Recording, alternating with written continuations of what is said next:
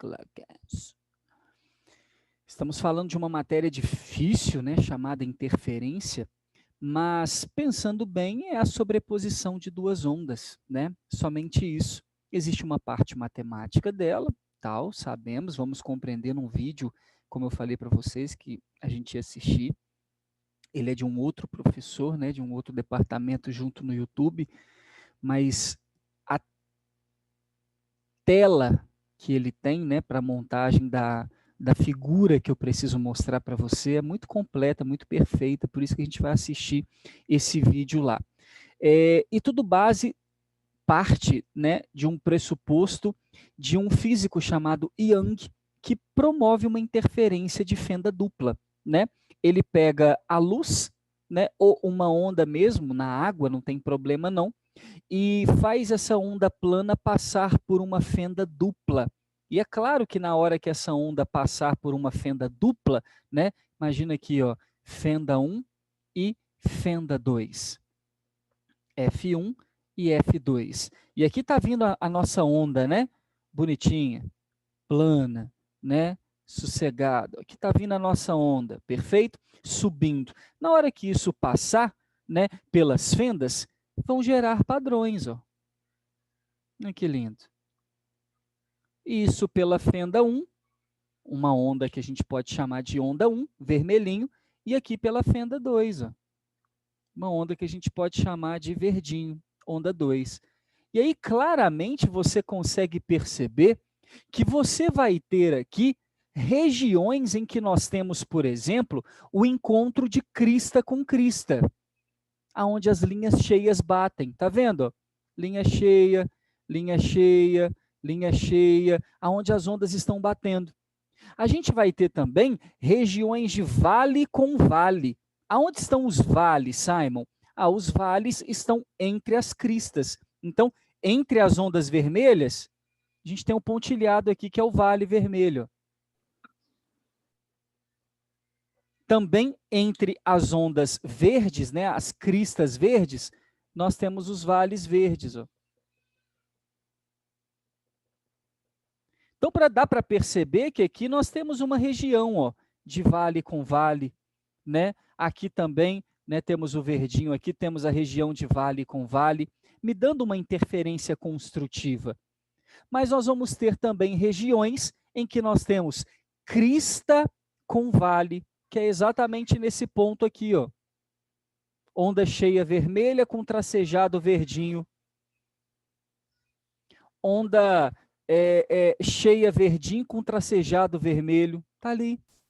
Regiões em que a gente vai ter um encontro de uma crista com um vale. Então, esse experimento da fenda dupla mostrou aqui no anteparo que eu teria lugares de regiões de máximos, crista, crista, vale, vale, e de mínimos, crista com vale, de máximos e de mínimos, de máximos e de mínimos, que ficou conhecido, né, há muito tempo atrás como figuras de interferência ou franjas de interferência. Nós vamos ver agora como que funciona isso através de alguns vídeos mostrando experimentos sobre isso. Vocês já estão me escutando agora? Eu sei que deu uma travada ali. Está fluindo agora? Dá para ouvir direitinho. Tá. Então, eu vou abrir a tela aqui, ver se vocês conseguem captar essa tela. Estão vendo a tela aí? Sim. Sim. Isso aqui é uma cuba de ondas, tá?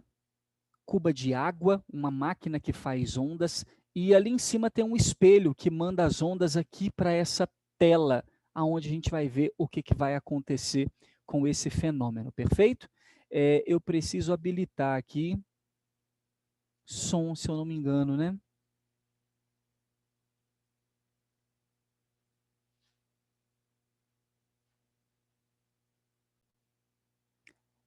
Vê se você está escutando. Iniciaremos ligando o motor, que fará... Está ouvindo? Sim. Sim? Então tá. Preste atenção com que a haste plana na provoque onda um aqui na movimento frente, tá vertical na vendo? superfície da água, Aí a geração de formando onda. ondas planas que são projetadas na tela por meio de um espelho. Olha a onda plana. Se posicionarmos obstáculos de PVC na frente das ondas, podemos observar o fenômeno da difração, no qual as ondas tendem a contornar obstáculos formando ondas circulares. Olha que bonito. Se as peças de PVC forem posicionadas de modo que se formem duas fendas, podemos observar a formação de duas fontes de ondas circulares, uma em cada fenda. Como estas ondas são formadas pela mesma frente de ondas planas, as ondas circulares vão ter o mesmo comprimento de onda e estarão em fase. Assim, a interferência destas ondas podem formar regiões de nós e de ventres. Aqui. Essa é a figura que eu quero que você veja. Pausado assim fica difícil. Vocês estão me ouvindo? Sim. Estão me ouvindo, né? Repare que a interferência dessas ondas, tá vendo que tem duas ondas circulares, ó, como se eu tivesse a fenda 1 e a fenda 2. Dá para ver o mouse aí também? Sim. Perfeito. Tal como está aqui no quadrinho, vai gerar umas regiões de muitas cristas, né, de muitos máximos, mas está vendo que tem umas regiões apagadas? Aqui, onde estou passando o mouse? Região apagada, aqui outra região apagada, aqui uma apagadinha aqui, ali outra apagadinha, ali na frente outra apagadinha. Regiões de interferência destrutiva. Então tem apagado com onda, apagado com onda, apagado com onda, apagado com onda, e por aí vai. Como podemos ver na tela. Podemos notar também que, ao mudarmos a abertura das fendas, mudaremos o padrão das figuras de interferência. Olha isso, que da hora.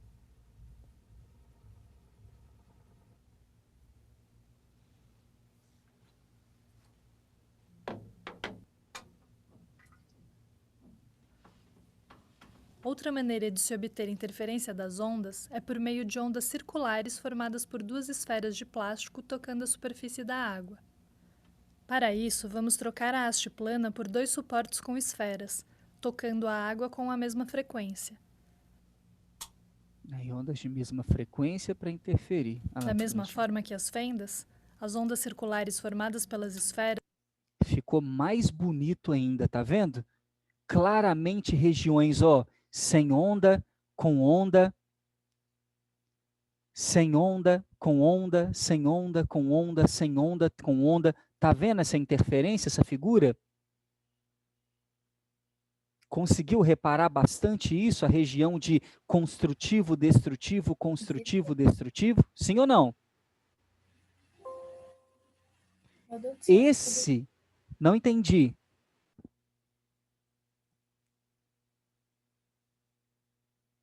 Esse é o experimento que um físico chamado Young resolveu fazer com a luz. Porque ele disse, se a luz é uma onda, ela também vai passar por essa informação, né? Ela também passaria por esse mesmo processo, gerando num anteparo na parede regiões com luz, sem luz, com luz, sem luz, que o Abílio chamou na aula passada, nossa, quarta-feira, de figuras de franjas de interferência. Eram franjas, né? Com luz, sem luz, com luz, sem luz, com luz, sem luz. A gente vai ver daqui a pouco como que funciona isso aí. vão provocar interferências entre si, formando regiões de nós e destrutivas e construtivas. Viu que lindo isso? Essa máquina é demais, né? Beleza. Essa é a primeira parte. Segundo vídeo.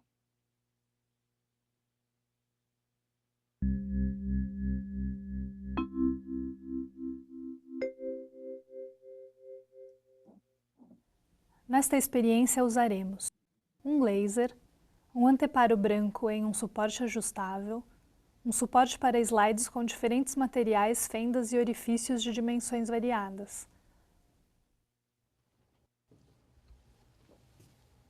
Iniciaremos ligando o laser de luz monocromática verde colimada e coerente.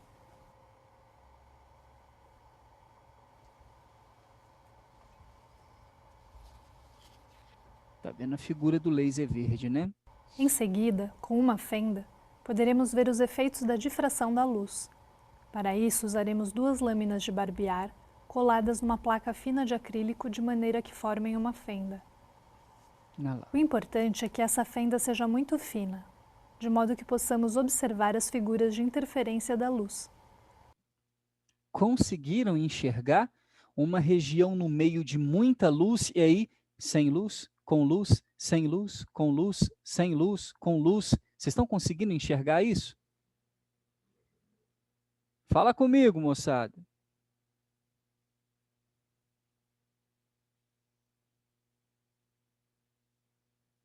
Alguém aí?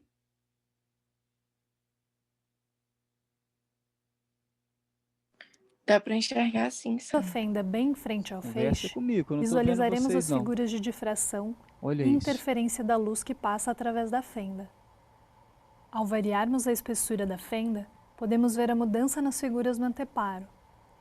Quanto mais estreita for a fenda, mais espaçados serão os pontos de máximos e de mínimos. Ao invés da fenda, podemos usar um outro obstáculo bem fino, por exemplo, um fio de cabelo anexado a um suporte.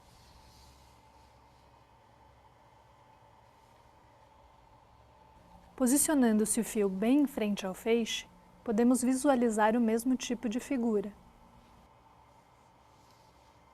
Se medirmos a distância entre os mínimos de luz e a distância do fio de cabelo até o anteparo, e sabendo-se o comprimento de onda da luz verde, poderemos determinar o diâmetro do fio de cabelo. Olha que demais. Daqui a pouco a gente vai explicar isso para você.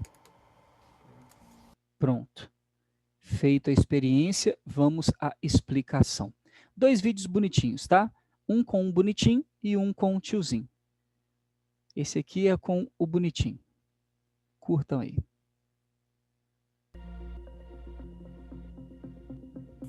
Nesse vídeo nós vamos começar a estudar a natureza ondulatória da luz, e um experimento fundamental para entender isso foi feito por Thomas Young em 1801.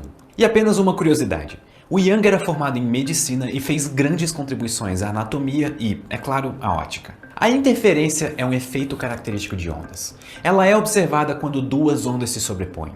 Young foi o primeiro a chamar atenção para esse efeito, dando como exemplo 2 conjuntos de ondas na água que chegam juntas em um canal estreito. Se elas entrarem no canal de modo que as cristas se coincidam, as ondas vão produzir ondas maiores. Mas se as cristas de uma coincidirem com as depressões de outra, o resultado será a água em repouso. Só que para demonstrar isso com a luz, o Young utilizou uma fonte pontiforme de luz para iluminar um anteparo, que é uma parede, onde haviam 2 buracos bem pequenos muito próximos um do outro. Ele então observava o resultado em um outro anteparo. Se a luz fosse uma partícula, o resultado esperado seria a soma das iluminações.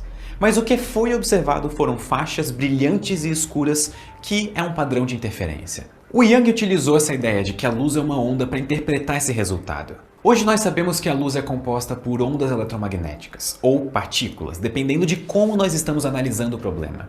Mas isso só foi comprovado por Maxwell em 1861, muito tempo depois. Então o Young não sabia disso, ele só assumiu que a luz é uma onda. E, como toda onda, a luz tem comprimento de onda, representado por lambda, que é a distância entre os 2 picos. Além disso, ela tem uma frequência, uma velocidade e uma amplitude. Voltando ao experimento, alguns fatores importantes são que a distância entre os 2 buracos é muito pequena em comparação com a distância entre os anteparos. E nós também vamos considerar os buracos como fendas longas, perpendiculares ao plano que nós estamos observando. Existe um princípio com relação a ondas chamado de princípio de Hörrens, que nós já citamos em um vídeo desse capítulo. E só uma nota, eu já falei o nome Hörrens algumas outras vezes em alguns outros vídeos desse capítulo e provavelmente vocês estão me xingando mentalmente ou nos comentários, mas essa é a pronúncia certa. Mas a gente também pode falar Huygens ou Huygens, ou sei lá, qualquer coisa serve. A gente só tem que ter certeza que a gente está falando da mesma pessoa. O princípio de Hörrens afirma que cada ponto de uma frente de onda se comporta como uma fonte pontiforme gerando ondas secundárias. Isso pode parecer complicado, mas só significa que quando a fonte inicial passa pelos furos da parede, que são bem pequenos, elas funcionam como fontes pontiformes, gerando ondas lá na sua esféricas. apostila, hein? E como elas foram Hörrens, no excitadas pela capítulo da mesma fonte difração. incidente, elas terão a mesma amplitude, frequência, comprimento de onda, velocidade e fase. O que eu quero dizer com isso é que elas são idênticas em todos os pontos. Vamos pensar no caso em que as duas ondas chegam no centro do anteparo. Elas vão percorrer a mesma distância para chegar até lá. E o que nós vamos observar? A resposta, uma faixa luminosa. Mas agora, e se nós pegássemos um ponto que não fosse o centro? Claramente a onda vermelha percorreu um caminho menor do que a onda azul. Por causa disso, as ondas não estarão mais em fase. Nós podemos repetir isso para quantos pontos do anteparo nós quisermos. Nós vamos ver que dependendo do ponto que nós escolhermos, uma onda pode ter andado mais do que a outra para chegar lá. Ou seja, para cada ponto as fontes vão ter diferentes diferenças de fase. E essa frase ficou extremamente estranha. Quando as ondas se somam, a diferença de fase entre elas é muito importante. Vamos pensar em dois casos. O primeiro é quando as duas ondas que chegam no anteparo estão no pico. E isso é o mesmo que dizer que a diferença de fase é igual a zero. Ou seja, elas andaram um número de comprimentos de onda iguais, mesmo se o caminho for diferente. Então, ao somar as duas ondas, nós teremos o dobro da amplitude da... Anunciou. Anunciou. Se você tem entre 18 e Meu 35 Deus do anos, céu. ganha entre R$1.000 e R$100.000. Me dá seu dinheiro que eu faço virar 1 milhão. da onda. Tá, mas se uma estiver no pico e a outra estiver no vale na hora em que elas chegam no anteparo? Nesse caso, a diferença entre elas será de meio comprimento de onda. E quando as duas ondas se somarem, a intensidade será zero. E é isso que causa aquele padrão de franjas no experimento do Young. Quando temos uma região clara, as ondas estão em fase, então a interferência entre elas é construtiva. Só que quando temos uma região escura, as ondas estão se cancelando, e isso é interferência destrutiva. E existem regiões meio claras e meio escuras porque existem infinitas maneiras de somar ou subtrair as ondas. Elas só vão estar perfeitamente em fase ou fora de fase em pontos muito específicos do anteparo. O fato de o experimento do Young mostrar que a luz sofre interferência é muito importante, porque isso corrobora a ideia de que a luz é uma onda. Em uma época em que se discutia muito sobre a natureza da luz, ter uma prova como essa era muito importante. Principalmente porque muitos defendiam a ideia da luz como uma partícula, porque Newton dizia em sua teoria que a luz era uma partícula. E o Huygens, né, ou Hodgins, como eles estão falando aí, ele entendeu que ela seria uma onda e assumiu isso, pregou isso aí com esse experimento, ok? A ideia em questão é a seguinte. Vocês estão me ouvindo, né? Todo mundo aí? Tá sim, Simon, tranquilo. Não, porque sumiu aqui, até a paradinha do Zoom sumiu aqui, tá só o YouTube aqui na minha frente. Matematicamente, eu não vejo o site, o chat. Matematicamente, o que vai funcionar é agora, ok? O porquê dessa interferência, o porquê dessa diferença de fase, presta muita atenção nessa parte da matemática, do experimento de Young, até porque ela não aparece dessa forma na sua apostila. Preste muita atenção nesse vídeo final aqui.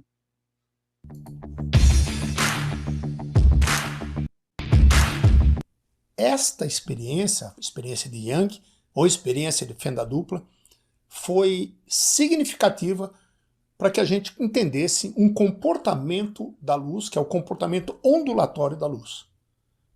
Vamos ver como é que é? Dá uma observada. Este é o dispositivo montado para a gente fazer a experiência de Young. Basicamente é o seguinte, você tem uma fonte de luz monocromática aqui, no caso um laser. Aqui você tem o colimador, que é um anteparo com uma única fenda, uma fenda bem estreita, tá? Décimos de milímetro de largura. E um outro anteparo com duas fendas, também muito estreitas, F1 e F2. Agora, esta região escura aqui é um anteparo, e eu deixei escuro porque normalmente essa experiência é feita em ambiente de muito pouca luz. Agora vamos entender o que acontece. A nossa fonte de laser aqui, e o laser é uma fonte de luz monocromática, a luz vai atravessar essa fenda, sofre difração. E você obtém isso aqui. Olha, a onda eletromagnética, no caso a luz, é uma onda transversal. Então você vai ter crista, vale, crista, vale, crista, vale. Linha cheia é crista, tracejada é vale. E a distância entre duas cristas sucessivas, a gente sabe que é o comprimento de onda lambda, que é o que a experiência de Young permite calcular. Agora, dá uma olhada. Quando essa onda chega aqui nessas duas fendas, a gente chama essas fendas de fontes coerentes, porque elas acabam ficando em fase. Na hora que uma está emitindo uma crista, a outra também. E sofre difração, então a partir dessas duas fendas você vai ter duas ondas geradas por elas. Assim, ó. Uma não interfere no caminho da outra, mas ambas interferem no meio. Por exemplo, aqui, ó. Repare você. Você viu o que aconteceu? Não, né? Eu vou voltar à animação para você entender o que vai acontecer nessa regiãozinha aqui, ó. Repare você que estão chegando duas cristas, dois vales, duas cristas, olha aqui, ó. Crista, crista, vale, vale, crista, crista, vale, vale, crista, crista, vale, vale. Aqui só chegam dois elementos iguais, ou duas cristas ou dois vales. Por isso que essa interferência aqui é uma interferência construtiva no meio. Em outras palavras, ilumina o nosso anteparo. É o máximo central aqui. Agora, tem um outro ponto aqui interessante, que é esse aqui em cima. Acompanhe o que vai acontecer aqui, ó.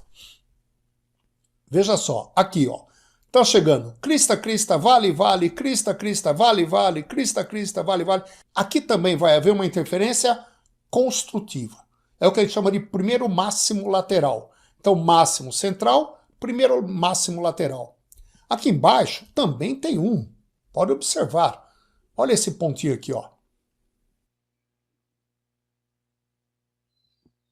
Novamente, crista, crista, vale, vale, crista, crista, vale, vale. Em outras palavras, também vai estar iluminado.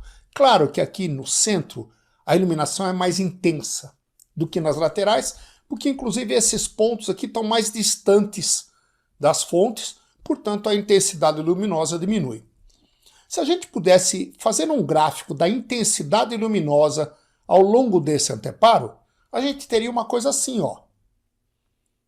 Observe você. Nessa região central aqui, eu tenho o máximo, né? Eu tenho uma intensidade luminosa máxima. Olha aí, ó. Aqui nenhuma intensidade luminosa, escuro. Aqui eu também teria uma intensidade luminosa forte, mais fraca um pouco do que essa.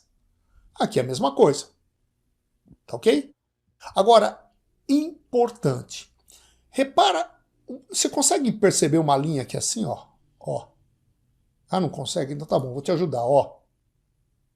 Ao longo dessa linha que atingiu o máximo central, partindo do ponto médio entre as fontes, eu vou ter crista, crista, vale, vale, crista, crista, vale, vale. Ou seja, todo mundo aqui está sofrendo, ao longo desta linha, está sofrendo interferência construtiva. A mesma coisa aqui, ó. Observe essa linha agora aqui, ó. Olha aí, ó. Vale, vale, crista, crista, vale, vale, crista, crista, vale, vale. Interferência construtiva. A mesma coisa aqui, ó. Olha só, que atingiu aqui. Ó, vale, vale, crista, crista, vale, vale, crista, crista e assim por diante. Mas existe outra linha aqui, que é essa tracejadinha aqui que eu estou fazendo. Olha que interessante. Vale, crista. Vale é o tracejado, crista é a cheia. Vale, crista, interferência destrutiva. Mesma coisa, ou crista vale, crista vale, crista vale, crista vale. Aqui todo mundo sofre interferência destrutiva, por isso que não tem luminosidade aqui. A mesma coisa vai acontecer aqui, ó.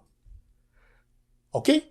Então, quando a gente acende a lanterna, a gente observa esta faixa, esta faixa, esta faixa e outras mais para cima aqui ou para baixo. São chamadas de franjas. Agora, como é que com isso a gente conseguiu medir o comprimento de onda? Observe, eu vou chamar de D a distância entre as duas fendas, da ordem de milímetros essa distância. Muito bem. A onda emitida por esta fenda percorreu uma certa distância até chegar aqui no anteparo e atingir o primeiro máximo central. A mesma Lateral. coisa com a onda que saiu da fonte F2, percorreu uma distância para chegar até aqui. Espera um pouco. Essas distâncias não são iguais? Não. E justamente pelo fato delas não serem iguais, que pode ou não haver interferência, ou construtiva ou destrutiva. Vamos recordar? Quando você tem fontes em fase, é o caso da fenda F1, fenda F2, chamada de fontes coerentes. A interferência pode ser construtiva ou destrutiva, dependendo da diferença de caminhos que as duas ondas seguiram. Dá uma olhada. Este ângulo aqui é um ângulo pequeno e eu vou considerar a bissetriz desse ângulo. Olha ela aqui, ó. Dividir o ângulo em dois ângulos congruentes. E desta fonte F1, eu vou traçar uma perpendicular a essa bissetriz. Olha aí, ó. E aí, aqui eu acabo obtendo um triângulo isósceles. Este lado aqui, ó, daqui até aqui, tem a mesma medida daqui até aqui. E aí? E aí que a diferença de caminhos passa a ser esse pedaço aqui. Esse é o quanto a onda da fonte F2 andou a mais do que da fonte F1. E é justamente essa diferença de caminho que vai caracterizar se é uma região escura ou se é uma região clara no anteparo. Por quê? Se essa diferença de caminhos, ΔD, for um número par de lambda sobre 2, a interferência é construtiva. Luz. Mas se for um número ímpar de lambda sobre 2, a interferência é destrutiva. Escuridão. Aula Escuridão. passada. Ok? Importante? Muito importante. Então, genericamente, este ΔD, a diferença de caminhos, vai ser um número n de lambda sobre 2, onde esse n é um número par ou ímpar. Então, eu posso dizer que aqui o n é zero. Por que o n é zero? Porque este ponto central aqui equidista da fonte F1 e da fonte F2. Se ele equidista, quer dizer que a onda percorreu a mesma distância para chegar nele. Então não tem diferença de caminhos. O ΔD é zero. O ΔD é zero. Então, eu poderia comparar que no máximo central nós temos construtiva luz, destrutiva escuro, perfeitamente, tá, Ana Clara? Construtiva luz, destrutiva escuro. E aí, olha que interessante, N par construtiva, sendo zero um número par. Tá? Não podemos deixar disso. O que ele está dizendo é que se eu pegar esse ponto central, a distância D1, que é da fonte até aqui no máximo, e a distância D2, que é da fonte até aqui no máximo, será igual, né? Porque o máximo está bem aqui no meio, né? É equidista, que ele está dizendo, é equidistante, mesma distância. Então, D1 menos D2 daria zero. Perfeito? Então, o nosso N seria um N par, né? Quando o ΔD vale zero. Então, quando o N é zero, e aí considere N zero igual a par, eu tenho o nosso primeiro máximo, né? O máximo central. N igual a 1, N ímpar, seria destrutiva. Estaria aqui, ó, N igual a 1.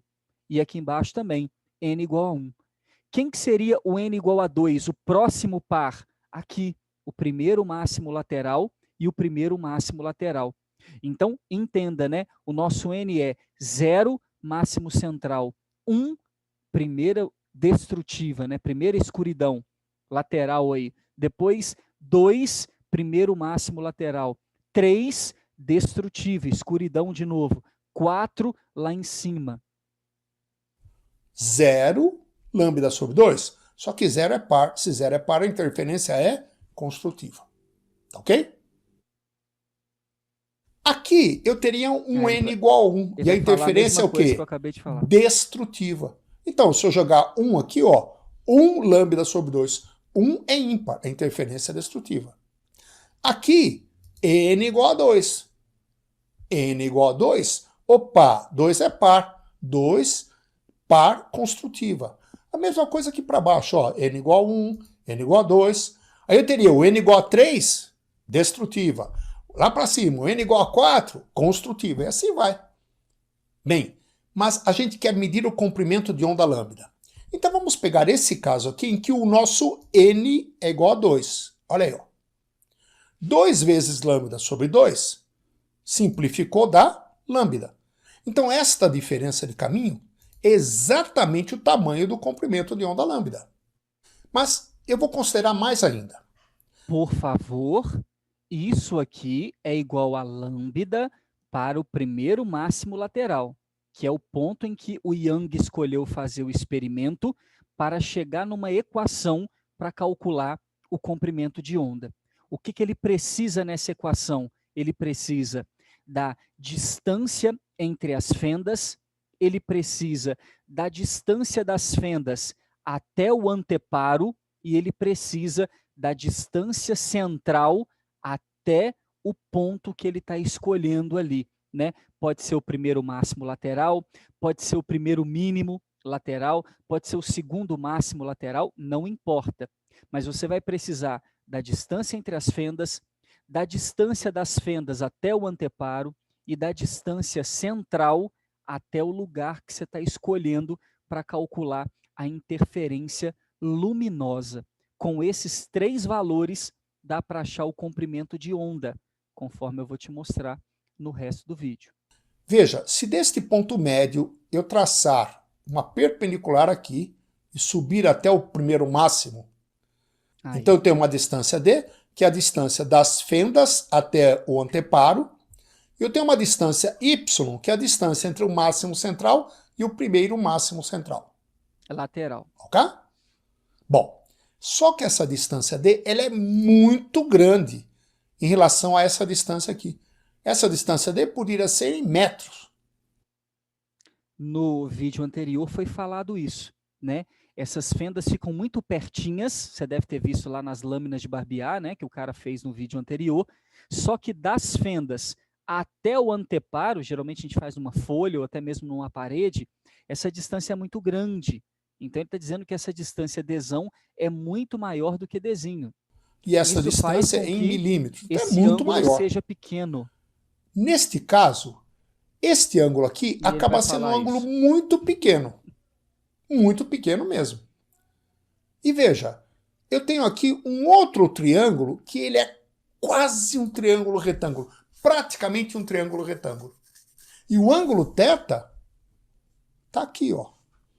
Isso. Tá? pra gente Esse ângulo colocar θ acaba vindo semelhança. para cá. Se eu dividir nesse triângulo amarelinho aqui, cateto oposto ao ângulo θ no amarelo pela hipotenusa é o seno do ângulo θ. E no triângulo grande aqui, se eu dividir o cateto oposto y pelo cateto adjacente dzão, me dá a tangente desse ângulo. Ficou claro isso? No triângulo pequeno, são triângulos então semelhantes aproximadamente, né? No triângulo pequeno, seno, cateto oposto, lambda sobre a hipotenusa, Dzinho. E no triângulo grande, a tangente é cateto oposto, y, pelo cateto adjacente, Dzão. Ok? Tamo aí. Mas agora, é a coisa mais legal que vai acontecer. Observe por Matemática, quê. hein? Tá lembrado que eu falei que esse ângulo é muito pequeno? Esse ângulo é muito pequeno mesmo, ele é muito menor do que 10 graus. Ou 0,17 radianos. E para ângulos muito... Você deve ter visto lá nas figuras que essas franjas ficam muito perto uma das outras, né? Então esse triângulo grande que ele fez aqui é só didático, não vai acontecer. menores do que 10 graus, 0,17 radianos, assim por diante, a gente costuma igualar o seno, a tangente e o ângulo, e os valores são praticamente iguais. Aí a matemática aí para ângulos Pô, pequenos, se esses seno e dois vão cosseno, ser seno e praticamente tangente, iguais, a mesma coisa. então eu posso igualar os dois. E ele igualou lá. E quando eu igualo os dois, resolvemos o nosso problema. Pronto. Por quê? Esta distância eu tenho medida. Anota essa equação aí. Esta distância eu meço. Esta distância eu tenho medida. Eu consigo calcular o lambda. Olha aqui, ó, comprimento de onda. Ah, Hélio, lambda está para D minúsculo, assim como Y está para D maiúsculo. É. E Hélio, não vou lembrar dessa equação mesmo. Então vou te dar uma dica. Eu posso inverter esses dois. Olha aí, ó. Então vai ficar lambda sobre Y é igual dedinho sobre dedão. Ah, já ficou mais fácil. Mais ainda. Repare que o Y é praticamente o lambda de ponta cabeça. Olha aí, ó. Espelhado lá. Então ficou fácil, né? Lambda e lambda de ponta cabeça, dedinho sobre dedão. Tá ok? E com isso a gente consegue medir o comprimento de onda. No caso do primeiro máximo lateral em relação ao máximo central. Tá ok? Bem fácil, né? Mediu D, mediu Y, tem a distância D, calcula o comprimento de onda. Mas vamos fazer mais ainda. Quer ver? Olha esta questãozinha da Estadual do Ceará. Ela diz assim, ó, Através de franjas de interferência, é possível determinar características da radiação luminosa, como, por exemplo, o comprimento de onda. Franjas de interferência são aquelas franjas que a gente viu. Considere uma figura de interferência devido a duas fendas separadas de 0,1 milímetro. Lembra que eu falei que ela era muito pequenininha? O anteparo, onde as franjas são projetadas, fica a 50 centímetros das fendas. Olha aí, ó. Admitindo-se que as franjas são igualmente espaçadas e que a distância entre duas franjas claras consecutivas é y igual a 4 milímetros, o comprimento da luz incidente em nm é igual a... Bom, algumas coisas aqui. Primeiro, importante, as franjas são igualmente espaçadas, ele está admitindo isso. Segunda coisa importante, duas franjas claras são consecutivas. E aí ele quer nesta unidade nm. Agora é que eu quero saber, o que é esse nm? Nanômetros. Então, muita atenção agora. Ele não disse o que era. Se você não soubesse que esse nm, na realidade, é uma medida de distância utilizando um prefixo do Sistema Internacional, que é o nano, que vale 10 a menos 9, você não conseguiria resolver o exercício. Então, esta medida chama-se, atenção agora, nanômetro. Cuidado!